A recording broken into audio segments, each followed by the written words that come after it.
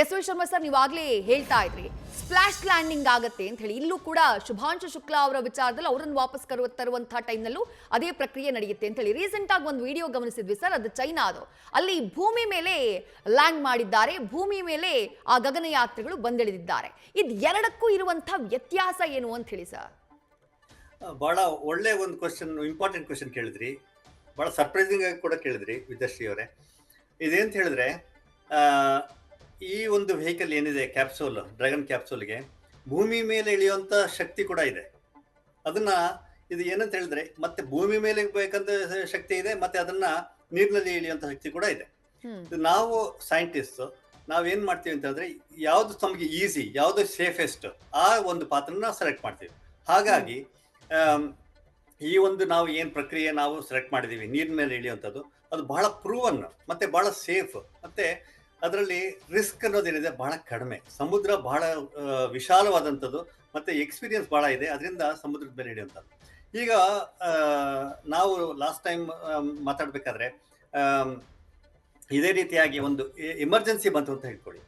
ಈ ಒಂದು ನನ್ನ ಒಂದು ಕ್ವಶನ್ ಕೇಳಿದ್ರು, ಈ 55 ನಿಮಿಷ ಕ್ರಿಟಿಕಲ್ ಅಂತ ಹೇಳಿದ್ರಿ, ಅದ್ರಲ್ಲಿ ಏನಾದ್ರು ಎಮರ್ಜೆನ್ಸಿ ಬಂತು, ಅದ್ರಲ್ಲಿ ಏನಾದ್ರು ಒಂದು ಮಾಲ್ ಫಂಕ್ಷನ್ ಆಯ್ತು ಅಂತ ಹೇಳಿದ್ರೆ ಹೇಗೆ ಅಸ್ಟ್ರೋನಾಟ್ಸ್ನ ಕಾಪಾಡ್ತಾರೆ ಅನ್ನೋ ಒಂದು ಕ್ವಶನ್ ಬಂದಾಗ, ಇದರಲ್ಲಿ ಸೂಪರ್ ಡ್ರ್ಯಾಗೋ ಥ್ರಸ್ಟರ್ಸ್ ಅಂತ ಇದೆ. ಅದು 7000 ಕಿಲೋ ನ್ಯೂಟನ್ಸ್ ಅಷ್ಟು ಥ್ರಸ್ಟ್ ಡೆವಲಪ್ ಮಾಡುತ್ತೆ.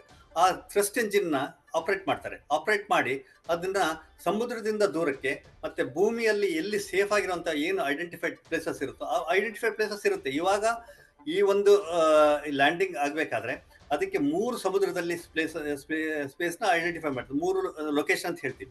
3 ಲೊಕೇಶನ್, ಸ್ಪ್ಲಾಶ್ ಡೌನ್ ಲೊಕೇಶನ್ಸ್ ಅಂತ ಹೇಳ್ತೀವಿ. ಅದನ್ನ ಐಡೆಂಟಿಫೈ ಮಾಡ್ತಾರೆ. ಅದೇ ರೀತಿಯಾಗಿ ಭೂಮಿಯಲ್ಲಿ ಕೂಡ ಅಂತ ಎಮರ್ಜೆನ್ಸಿ ಬಂದ್ರೆ 3 ಲೊಕೇಶನ್ ಅನ್ನ ಭೂಮಿಯಲ್ಲಿ ಕೂಡ ಐಡೆಂಟಿಫೈ ಮಾಡಿರ್ತಾರೆ. ಹಾಗಾಗಿ ಭೂಮಿಯಲ್ಲಿ ಕೂಡ ಇದ್ರ ಲ್ಯಾಂಡ್ ಮಾಡಬಹುದು. ಇವಾಗ ಇದರಲ್ಲಿ ಸೀನಲ್ಲಿ ಲ್ಯಾಂಡ್ ಮಾಡ್ತಾ ಇರೋಂಥದ್ದು ಬಹಳ ಸೇಫ್ ಆದಂತ ಲ್ಯಾಂಡಿಂಗ್. ಸೇಫ್ ಲ್ಯಾಂಡ್ ಆದ್ಮೇಲೆ ಅವ್ರಿಗೆ ನಾವು ಅದನ್ನ ಕ್ಯಾಪ್ಸೂಲ್ ನ ರಿಕವರ್ ಮಾಡ್ಬೋದು. ನಾವು ಸುನಿತಾ ವಿಲಿಯಮ್ಸ್ ಕೇಸಲ್ಲಿ ನೋಡಿದ್ವಿ. ಆ ಕ್ಯಾಪ್ಸೂಲ್ ಲ್ಯಾಂಡ್ ಆದ್ಮೇಲೆ ಆ ಏನು ಒಂದು ಟೀಮ್ ಇದೆ ಅದನ್ನ ನೀರಿನಿಂದ ಎತ್ಕೊಳ್ಳುತ್ತೆ, ಅದನ್ನ ಶಿಪ್ಗೆ ಲೋಡ್ ಮಾಡ್ತಾರೆ. ಶಿಪ್ ಲೋಡ್ ಮಾಡ್ಬಿಟ್ಟು ಕಂಪ್ಲೀಟ್ ಆಗಿ ಅದನ್ನ ಸ್ಪ್ಲಾಶ್ ಡೌನ್ ಮಾಡ್ತಾರೆ. ಅಂದ್ರೆ ನೀರನ್ನೆಲ್ಲ ಸ್ಪ್ರೇ ಮಾಡ್ತಾರೆ, ಕೆಮಿಕಲ್ ನೆಲ್ಲ ಸ್ಪ್ರೇ ಮಾಡಿ ಅದ್ರಲ್ಲಿ ಏನೇನು ಅದರಲ್ಲಿ ಅದ್ರ ಮೇಲೆ ಏನು ಡಸ್ಟ್ ಇದೆ, ಕೆಮಿಕಲ್ ಇದೆ, ಕಂಟ್ಯಾಮಿನೇಷನ್ ಇದೆ, ಎಲ್ಲ ಕ್ಲೀನ್ ಮಾಡಿ ಎಲ್ಲನೂ ಒಂದು ತಯಾರಿ ಆದ್ಮೇಲೆ ಆಸ್ಟ್ರೋನಾಟ್ಸ್ ಸೇಫ್ ಆಗಿ ಆಗಬಹುದು ಅಂತ ಒಂದು ಕನ್ಫರ್ಮೇಶನ್ ಆದ್ಮೇಲೆನೆ ಅದಕ್ಕೆ ಒಂದು 2-3 ಅವರ್ಸ್ ತಗೊಳುತ್ತೆ. ನಾವು ನೋಡಿರ್ಬೋದು ಲಾಸ್ಟ್ ಟೈಮ್ ಸ್ಪ್ಲಾಶ್ ಡೌನ್ ಅಲ್ಲಿ 2 to 3 ಅವರ್ಸ್ ತಗೊಳುತ್ತೆ. ಅದಾದ್ಮೇಲೆನೆ ಆಸ್ಟ್ರೋನಾಟ್ಸ್ ನ ಹೊರಗಡೆ ಕರ್ಕೊಂಡು ಬರುವಂತ ಒಂದು ಪ್ರಕ್ರಿಯೆ ನಡೆಯುತ್ತೆ. ವಿದ್ಯಾಶ್ರೀ ಅವರೇ, ಒಂದು ಸಲ ಭೂಮಿಗೆ ಬಂದಂತಹ ನಂತರದಲ್ಲಿ ಆ ಕ್ಯಾಪ್ಸೂಲ್ನಿಂದ ಅವ್ರನ್ನ ಹೊರಗಡೆ ಕರ್ಕೊಂಡು ಬಂದಂತಹ ನಂತರದಲ್ಲಿ ನಾವು ಲಾಸ್ಟ್ ಟೈಮ್ ಕೂಡ ಮಾತನಾಡಿದ್ವಿ, ಬಾಹ್ಯಾಕಾಶದಲ್ಲಿ ಇರುವಂತ ಇವ್ರು ಕೇವಲ 14 ದಿನಗಳ ಕಾಲ ಮಾತ್ರ. ಲಾಸ್ಟ್ ಟೈಮ್ ಸುನಿತಾ ವಿಲಿಯಮ್ಸ್ ಅವರ ವಿಚಾರದಲ್ಲಿ ಹಾಗಾಗಿರ್ಲಿಲ್ಲ, ತಿಂಗಳಾನ್ಗಟ್ಲೆ ಅವ್ರು ಇರ್ಬೇಕಾಗಿತ್ತು. ಕೇವಲ 14 ದಿನಗಳ ಕಾಲ ಅಲ್ಲಿದ್ರು. ಯಾವ ರೀತಿಯಾದಂತಹ ಪರಿಣಾಮ ಅವರ ದೇಹದ ಮೇಲಾಗಿರುತ್ತೆ doctor S V Sharma sir? ಈಗ 1 ವಾರ ಆಗ್ಲಿ, 15 ದಿವಸ ಆಗ್ಲಿ, 3 ತಿಂಗಳಾಗ್ಲಿ, ಗಗನಯಾನಿಗಳ ಮೇಲೆ ಡೆಫಿನೆಟ್ ಆಗಿ ಆ ಪ್ರಭಾವ ಬೀರುತ್ತೆ ಅನ್ನೋದು ನಮ್ಮ ಇದುವರೆಗೂ ಬಂದಿರುವಂತ ಸ್ಟಡೀಸ್. ಅದೇ ರೀತಿಯಾಗಿ ನೀವು ನೋಡಿದ್ರೆ ಈ 14 ದಿನಗಳಲ್ಲಿ ಬಹಳಷ್ಟು ಸ್ಟಡೀಸ್ ಒಂದು ಆಸ್ಟ್ರೋನಾಟ್ ಸ್ಪೇಸ್ ಅಲ್ಲಿ ಇದ್ದಾಗ ಅವನ ಮೇಲೆ ಯಾವ ರೀತಿಯಾಗಿ ಪರಿಣಾಮ ಬೀಳುತ್ತೆ ಅನ್ನೋದು ಬಹಳಷ್ಟು ಸ್ಟಡಿ ನಡೆದಿದೆ. ಇವಾಗ ಇವರ ನಮ್ಮ ಶುಭಾಂಶು ಶುಕ್ಲಾ ಅವರು ಕೂಡ ನೋಡಿದ್ರೆ ನ್ಯೂರೋ ಮಸ್ಕ್ಯುಲರ್ ಎಲೆಕ್ಟ್ರಿಕಲ್ ಸಿಮ್ಯುಲೇಷನ್, ಅಂದ್ರೆ ಮಸಲ್ಸ್ ಎಲ್ಲ ಏನು ಒಂದು ವೀಕ್ ಆಗುತ್ತೆ ಅದನ್ನ ಎಲೆಕ್ಟ್ರಿಕಲ್ ಸಿಮ್ಯುಲೇಷನ್ ಅಲ್ಲಿ ಸ್ಟ್ರಾಂಗ್ ಮಾಡಬಹುದಾ ಅನ್ನೋ ಒಂದು ಎಕ್ಸ್ಪೆರಿಮೆಂಟ್ ಮಾಡಿದ್ದಾರೆ. ಮತ್ತೆ ನ್ಯೂರೋ ರೋಟ್ರಾಲಜಿ ಅಂಡ್ ಹ್ಯೂಮನ್ ಸೈಕಾಲಜಿ, ಅಂದ್ರೆ ಮತ್ತೆ eye movement, eye location, eye locking, ಮತ್ತೆ coordination between eyes and the various body ಇದು ಅಫೆಕ್ಟ್ ಆಗುತ್ತೆ. ಅದರದ್ದು ಕೂಡ ಇವರು ಸ್ಟಡಿ ಮಾಡಿದ್ದಾರೆ. ಮತ್ತೆ ಆಸ್ಟ್ರೋ ಮೆಂಟಲ್ ಹೆಲ್ತ್ ನೋಡಿ, ಫಿಸಿಕಲ್ ಹೆಲ್ತ್ ಒಂದು ಮತ್ತೆ ಮೆಂಟಲ್ ಹೆಲ್ತ್ ಇನ್ನೊಂದು. ಮೆಂಟಲ್ ಹೆಲ್ತ್ ಕೂಡ ಬಹಳಷ್ಟು ಎಫೆಕ್ಟ್ ಆಗುತ್ತೆ. ಇದನ್ನ ಕಂಪ್ಲೀಟ್ ಆಗಿ ಸ್ಟಡಿ ಮಾಡಿರುವಂತದ್ದು ಒಂದು ಪೋರ್ಷನ್.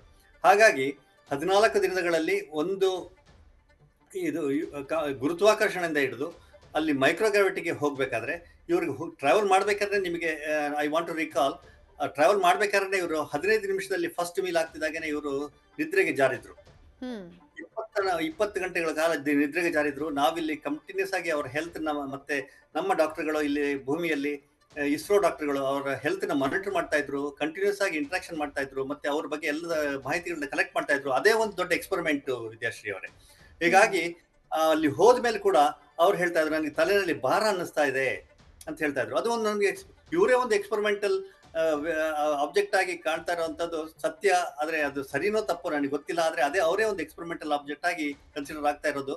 ಮತ್ತೆ ಅಲ್ಲಿ ಹೋದ್ಮೇಲೆ ಅವ್ರಿಗೆ ಮಸಲ್ ಅಲ್ಲಿ ಸ್ಟ್ರೆಂತ್ ವೇರಿಯೇಷನ್ ಇರುತ್ತೆ, ಬೋನ್ ವೇರಿಯೇಷನ್ ಇರುತ್ತೆ, ಮತ್ತೆ ಎಲ್ಲ ಈ ಜಾಯಿಂಟ್ಸ್ ಏನಿದೆ ಜಾಯಿಂಟ್ಸ್ ಅಲ್ಲಿ ವೇರಿಯೇಷನ್ ಬರುತ್ತೆ. ಏನಿಲ್ಲ, ಈ ಭೂಮಿನಲ್ಲೇನೆ ಯಾರನ್ನಾದ್ರೂ ಒಂದ್ ಕಡೆ ಸುಮ್ನೆ ಒಂದು 15-20 ಅವರ್ ಏನು ಮೂವ್ಮೆಂಟ್ ಇಲ್ದಾಗೆ ಮಲಗಿಸಿದ್ರೆ ಅಥವಾ ಏನಾದ್ರು ಇಲ್ಲ ಅಂದ್ರೆ ಏನಾದ್ರು ಫ್ರಾಕ್ಚರ್ ಆಗಿದ್ರೆ, ಒಂದು ದಿನ ನಾವು ಫ್ರಾಕ್ಚರ್ ಆಗಿ ಕೈ ಹಿಡ್ಕೊಂಡ್ರೆ ನೆಕ್ಸ್ಟ್ ಡೇಗೆ ಅದು ಮೂವ್ಮೆಂಟ್ ಮಾಡೋದು ಕಷ್ಟ ಆಗುತ್ತೆ. ಅದೇ ರೀತಿಯಾಗಿ ಇವ್ರಿಗೆ ಎಲ್ಲ ತರದಲ್ಲೂ ಇವ್ರಿಗೆ ರಿಹ್ಯಾಬಿಲಿಟೇಷನ್ ಅಂತ ಒಂದು ಬೇಕಾಗುತ್ತೆ. ಅವ್ರು ಲ್ಯಾಂಡ್ ಆಗಿ ಅವ್ರು ಯಾವಾಗ ಹೊರಗಡೆ ಬರ್ತಾರೆ ಅವ್ರಿಗೆ ರಿಹ್ಯಾಬಿಲಿಟೇಷನ್ ನಡೆಯುತ್ತೆ. 15 ದಿನದಿಂದ 20 ದಿನ ಮಿನಿಮಮ್, 3 ತಿಂಗಳು ಮ್ಯಾಕ್ಸಿಮಮ್ ಅವ್ರಿಗೆ ರಿಹ್ಯಾಬಿಲಿಟೇಷನ್ ಆಗುತ್ತೆ. ಅದರಲ್ಲಿ ಬೇಕಾದಂತ ಫಿಸಿಯೋಥೆರಪಿಸ್ಟ್ ಇರ್ತಾರೆ, ಮತ್ತೆ ಸೈಕಾಲಜಿಸ್ಟ್ ಇರ್ತಾರೆ, ಮತ್ತೆ ಡಾಕ್ಟರ್ಸ್ ಇರ್ತಾರೆ, ಮತ್ತೆ ಅವರಿಗೆ ಫಿಸಿಕಲ್ ಎಕ್ಸರ್ಸೈಸ್ ಮಾಡೋದಕ್ಕೆ ಇರ್ತಾರೆ. ಅವರಿಗೆ ಇಳಿಬೇಕಾದ್ರೆ ಏನು ಮೈಕ್ರೋಗ್ರಾವಿಟಿಯಿಂದ ಗ್ರಾವಿಟಿಗೆ ಬರ್ತಾರೆ, ನಡೆಯೋದಕ್ಕೆ ಕೂಡ ಕಷ್ಟ ಆಗುತ್ತೆ, ಅವರಿಗೆ ಅಂಬೆಗಾಲು ಇಡಿಸ್ಬೇಕಾಗತ್ತೆ. ಅದನ್ನೆಲ್ಲನೂ ಫಿಸಿಕಲ್ ಎಕ್ಸರ್ಸೈಸ್ ಅಂತ ಹೇಳ್ತೀವಿ. ಫಿಸಿಯೋಥೆರಪಿಸ್ಟ್ ಮತ್ತೆ ಫಿಸಿಕಲ್ ಎಕ್ಸರ್ಸೈಸ್ ಎಕ್ಸ್ಪರ್ಟ್ಸ್ ಅಂತ ಇರ್ತಾರೆ. ಫಿಸಿಯೋಥೆರಪಿಸ್ಟ್ ಬೇರೆ, ಫಿಸಿಕಲ್ ಎಕ್ಸರ್ಸೈಸ್ ಎಕ್ಸ್ಪರ್ಟ್ಸ್ ಬೇರೆ, ಅವ್ರುಗಳೆಲ್ಲ ಇರ್ತಾರೆ. ಮತ್ತೆ ಸರ್ಜನ್ಸ್ ಇರ್ತಾರೆ ಜೊತೆಯಲ್ಲಿ. ಮತ್ತೆ ಬಾಡಿನಲ್ಲಿ ಒಂದು ಎಲ್ಲ ಅಂಗಾಂಗಗಳು ಹೇಗೆ ಕ್ರಿಯೆ ಮಾಡ್ತಾ ಇದೆ ಮತ್ತೆ ಏನ್ ಡಿಫ್ರೆನ್ಸ್ ಇದೆ ಅಂತ ಕೂಡ ಇವಾಗ ಕಂಟಿನ್ಯೂಸ್ ಆಗಿ ಡಾಟಾ ಬರ್ತಾ ಇದೆ. ಅದನ್ನ ಕಂಪೇರ್ ಮಾಡಿ ನೋಡ್ತಾರೆ. ಅಲ್ಲಿಂದ ಬರ್ಬೇಕಾದ್ರೆ ಹೊರಡ್ಬೇಕಾದ್ರೆ ಹೇಗಿತ್ತು, ಪ್ರಯಾಣ ಮಾಡ್ಬೇಕಾದ್ರೆ ಹೇಗಿತ್ತು, ಇಲ್ಲಿ ಬರ್ಬೇಕಾದ್ರೆ ಹೇಗಿತ್ತು, ಇದನ್ನೆಲ್ಲನೂ ಕಂಟಿನ್ಯೂಸ್ ಆಗಿ ಸ್ಟಡಿ ಮಾಡಿಕೊಂಡು ಇಲ್ಲಿ ಬಂದ ಮೇಲೆ ಅವ್ರಿಗೆ ಕಂಟಿನ್ಯೂಸ್ ಆಗಿ ಮೆಂಟಲಿ, ಫಿಸಿಕಲಿ, ಸೈಕಲಾಜಿಕಲಿ ಏನು ಅವರಿಗೆ ರಿಹ್ಯಾಬಿಲಿಟೇಷನ್ ಆಗಬೇಕು ಅದನ್ನ ಮಾಡ್ಬೇಕಾಗತ್ತೆ. ಅದು ಇಳುತ್ತಿದ್ದಾಗನೆ ಫಸ್ಟ್ 5-6 ಅವರ್ ಅಲ್ಲಿ ಅವರಿಗೆ ಏನು ಮೀಲ್ ಅಂತ ಹೇಳ್ತೀವಿ, ಫಸ್ಟ್ ಮೀಲ್ ಆನ್ ಲ್ಯಾಂಡಿಂಗ್ ಅಂತ ಹೇಳ್ತೀವಿ, ಫಸ್ಟ್ ಮೀಲ್ ನಡೆಯುತ್ತೆ. ಅದಾದ್ಮೇಲೆ ಒಂದು ಬ್ರೀಫಿಂಗ್ ಅಂತ ಹೇಳ್ತೀವಿ. ಆ ಬ್ರೀಫಿಂಗ್ ಆಗುತ್ತೆ, ಅಂದ್ರೆ ಅವರ ಎಕ್ಸ್ಪೀರಿಯನ್ಸ್ ಏನಿದೆ, ಅವರ ಅನಿಸಿಕೆಗಳಿದೆ, ಅವರ ಫಸ್ಟ್ ರಿಯಾಕ್ಷನ್ ಅಂತ ಹೇಳ್ತೀವಿ, ಆ ರಿಯಾಕ್ಷನ್ ಗಳೆಲ್ಲ ರೆಕಾರ್ಡ್ ಆಗುತ್ತೆ. ಮತ್ತೆ ಅದ್ರ ಜೊತೆನೇ ಬಾಕಿ ಅವರ ಹೆಲ್ತ್ ಚೆಕ್ಸ್ ಮತ್ತೆ ಬೇಕಾದಂತ ಎಲ್ಲ ಒಂದು ವ್ಯವಸ್ಥೆಗಳು ನಡೆಯುತ್ತೆ. ದರ್ಶಿ ಅವರು, ಡಾಕ್ಟರ್ ಶರ್ಮಾ ಸರ್, ಇವಾಗ ಭಾರತಕ್ಕೆ ಇದೇ ರೀತಿಯಾದಂತಹ ಗಗನಯಾನಕ್ಕೆ ಸಂಬಂಧಪಟ್ಟ ಹಾಗೆ ಸಾಕಷ್ಟು ಮಹತ್ವಾಕಾಂಕ್ಷಿಯ ಪ್ಲಾನ್ಗಳನ್ನ ಇಸ್ರೋ ಹಾಕೊಂಡಿದೆ. ಹಾಗಾಗಿ ಶುಭಾಂಶು ಶುಕ್ಲಾ ಅವರ ಈ ಬಾಹ್ಯಾಕಾಶ ಯಾನ ಆ ನಿಟ್ಟಿನಲ್ಲಿ ಯಾವ ರೀತಿ ಹೆಲ್ಪ್ ಆಗುತ್ತೆ ಇಸ್ರೋಗೆ ಅಂತ ಹೇಳಿ ನಾನು ಒಂದು ಮಾತನ್ನ ಯಾವಾಗಲೂ ಬಹಳ ಘನವಾಗಿ ಹೇಳ್ತಾ ಇದ್ದೆ. ನಮ್ಮ ದೇಶ ಇನ್ ಲಾರ್ಜ್ ಮತ್ತೆ ಇಸ್ರೋ ಇನ್ ಪರ್ಟಿಕ್ಯುಲರ್ ನಾವು ಏನ್ ಮಾಡಿದ್ರು ಯಾವ್ದೋ ಒಂದು ಕಾರಣ ಇಟ್ಕೊಂಡು ಮಾಡುವಂತಹದ್ದು. ಈ ಗಗನಯಾನ ಮತ್ತೆ ಹ್ಯೂಮನ್ ಸ್ಪೇಸ್ ಫ್ಲೈಟ್ ಪ್ರೋಗ್ರಾಮ್ ಮತ್ತೆ ಏನಿದೆ ಅದು ಹೆಚ್ಚು ಕಡಿಮೆ 15-20 ವರ್ಷಗಳಿಂದ ಮಾಡ್ಕೊಂಡ್ ಬಂದಿರುವಂತಹದ್ದು ಪ್ರೋಗ್ರಾಮ್. 2019 ನಲ್ಲಿ ನಾವು 4 ಗಗನಯಾತ್ರಿಗಳನ್ನ ಸೆಲೆಕ್ಟ್ ಮಾಡಿದ್ವಿ. 4 ಗಗನಯಾತ್ರಿನಲ್ಲಿ ಶುಭಾಂಶು ಶುಕ್ಲಾ ಅವರೊಬ್ರು, ಮತ್ತೆ ಇನ್ನು 3 ಜನ ಸ್ಟ್ಯಾಂಡ್ ಬೈ ನಲ್ಲಿ ಇದ್ದಾರೆ. ಈ 4 ಜನದಲ್ಲಿ 3 ಜನ ನಾವು ನಮ್ಮ ಗಗನಯಾನದಲ್ಲಿ 2026 ಮತ್ತೆ 2027 ಅಲ್ಲಿ ಏನು ಪ್ಲಾನ್ ಮಾಡ್ಕೊಂಡಿದೆ ಇಸ್ರೋ ಅಲ್ಲಿ ಕರ್ಕೊಂಡು ಹೋಗ್ಬೇಕು ಅನ್ನೋದು ಒಂದು ನಮ್ಮ ಧ್ಯೇಯ. ಇದಕ್ಕೆ ಬೇಕಾದಂತ ಒಂದು ಏನು ಫಸ್ಟ್ ಹ್ಯಾಂಡ್ ಎಕ್ಸ್ಪೀರಿಯನ್ಸ್ ಅಂತ ಇದೆ ನೋಡಿ. ಇವರನ್ನ ನಾವು ಕಂಪ್ಲೀಟ್ ಆಗಿ ಟ್ರೈನ್ ಮಾಡಿದೀವಿ. ಬ್ಯಾಂಗ್ಳೂರ್ನಲ್ಲಿ ನಮ್ಮ ಇಸ್ರೋ ಟ್ರೈನಿಂಗ್ ಸೆಂಟರ್ ಇದೆ, ಅಲ್ಲಿ ಗಗನಯಾನ್ ಅಂದ್ರೆ ಅಸ್ಟ್ರೋ ಟ್ರೈನಿಂಗ್ ಸೆಂಟರ್ ಇದೆ, ಅಲ್ಲಿ ಟ್ರೈನಿಂಗ್ ಮಾಡಿದೀವಿ. ರಷ್ಯಾದಲ್ಲಿ ಅವ್ರಿಗೆ ಕಳಿಸಿ ಗ್ಲಾಕಾಸ್ಮಾಸ್ ಅಲ್ಲಿ ಟ್ರೈನಿಂಗ್ ಮಾಡಿದೀವಿ. ಅಮೆರಿಕಾದಲ್ಲಿ ನ್ಯಾಸಾದಲ್ಲಿ ಅವ್ರಿಗೆ ಮತ್ತೆ ಅಸ್ಟ್ರೋ ಟ್ರೈನಿಂಗ್ ಸೆಂಟರ್ ಅಲ್ಲಿ ಟ್ರೈನಿಂಗ್ ಮಾಡಿದೀವಿ. ಈ ಟ್ರೈನಿಂಗ್ ಎಲ್ಲ ಸಿಮ್ಯುಲೇಟರ್ಗೂ ಆಕ್ಚುಲಿ ಡಿಫ್ರೆನ್ಸ್ ಬರ್ತಲ್ವಾ. ಈ ಸೈಕಲ್ ಓಡಿಸಿದಾಗ ಸೈಕಲ್ ನೀವು ಎಷ್ಟು ಅಲ್ಗಾರಿದಮ್ ಬರೆದ್ರು ಎಷ್ಟು ಹೇಳಿದ್ರು ಸೈಕಲ್ ಓಡಿಸೇ ನೋಡ್ಬೇಕು, ನೀವು ಬೀಳ್ತೀರಾ ಹೇಳ್ತೀರಾ ಏನಾಗುತ್ತೆ ಅಂತ ಹೇಳ್ಬಿಟ್ಟು. ಅದೇ ರೀತಿಯಾಗಿ ಇವರು ನಾವು ಏನ್ ಕಳಿಸಿದಾಗ ಫಸ್ಟ್ ಅವ್ರು ಏನ್ ರೆಸ್ಪಾನ್ಸ್ ಮಾಡಿದ್ರು, ನನಗೆ ಎಲ್ಲ ಟ್ರೈನಿಂಗ್ ಆಗಿದ್ರು ನನಗೆ ಡಿಫ್ರೆಂಟ್ ಆಗಿ ಅನಿಸ್ತಾ ಇದೆ ಅಂತ ರಿಪೋರ್ಟ್ ಬಂತಲ್ವಾ.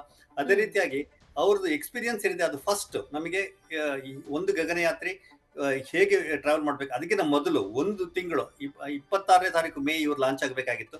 ಈ ಜೂನ್ 26 ಆಯ್ತು. ಆ 1 ತಿಂಗಳು ಡಿಲೇ ಆದಾಗ ಅವ್ರ ಮನಸ್ಥಿತಿ ಹೇಗಿತ್ತು, ಮೆಂಟಲಿ, ಫಿಸಿಕಲಿ, ಸೈಕಾಲಜಿಕಲ್ ಕಂಡೀಷನ್ ಹೇಗಿತ್ತು ಕಂಪ್ಲೀಟ್ ಆಗಿ ನಾವು ಸ್ಟಡಿ ಮಾಡಿದೀವಿ. ನಮ್ಮ ಡಾಕ್ಟರ್ಸ್ ಕಂಪ್ಲೀಟ್ ಆಗಿ ಸ್ಟೇ ಕೊಟ್ಟಿದ್ರು ಅಲ್ಲಿ. ಅದಲ್ಲದ ಹಾಗೆ ಅದು ಒಂದು. ಎರಡನೇದು 7 ಎಕ್ಸ್ಪೆರಿಮೆಂಟ್ ಅಲ್ಲಿ ಅದನ್ನ 5 ಭಾಗವಾಗಿ ನಾವು ವಿಂಗಡಿಸಬಹುದು. ಒಂದು, ಅಲ್ಲಿ ಹೇಗೆ ಜೀವನ ಮಾಡಬಹುದು ಅಸ್ಟ್ರೋನಾಟ್ ಅನ್ನೋದಕ್ಕೆ, ಸ್ಪ್ರೌಟ್ಸ್ ಮಾಡಿ ಸಲಾಡ್ ಮಾಡಬಹುದಾ, ಕೇಕ್ ಮಾಡಬಹುದಾ, ಅದೆಲ್ಲ ಒಂದು ಎಕ್ಸ್ಪೆರಿಮೆಂಟ್. ಎರಡನೇದು, ಇಲ್ಲಿ ತಗೊಂಡೋಗಿದ್ದ ಏನು ಸೀಡ್ಸ್ ಇದೆ, ಜರ್ಮಿನೇಷನ್ ಇದೆ, ಅದನ್ನೆಲ್ಲ ಜರ್ಮಿನೇಟ್ ಮಾಡಿಸಿ ನೋಡಿ ಅದನ್ನ ಭೂಮಿಗೆ ವಾಪಸ್ ಬರುವಂತ ಒಂದು ಪ್ರಯೋಗ ನಡೀತಾ ಇದೆ. ಮತ್ತೆ ಆ ಇದರಲ್ಲಿ ಏನು ಪ್ರೋಟೀನ್ಸ್ ಡಿಫ್ರೆನ್ಸ್ ಏನು ಅಲ್ಲಿಗೂ ಇಲ್ಲಿಗೂ ಅನ್ನೋದು.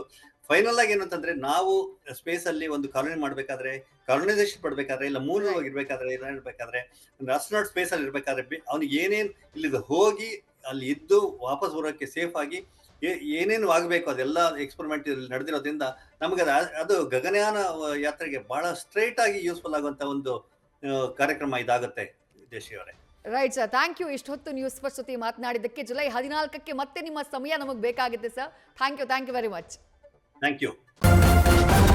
ನ್ಯೂಸ್ ಫಸ್ಟ್, ನಿರ್ಭೀತಿಯಿಂದ ನಿಮ್ಮ ಪರವಾಗಿ.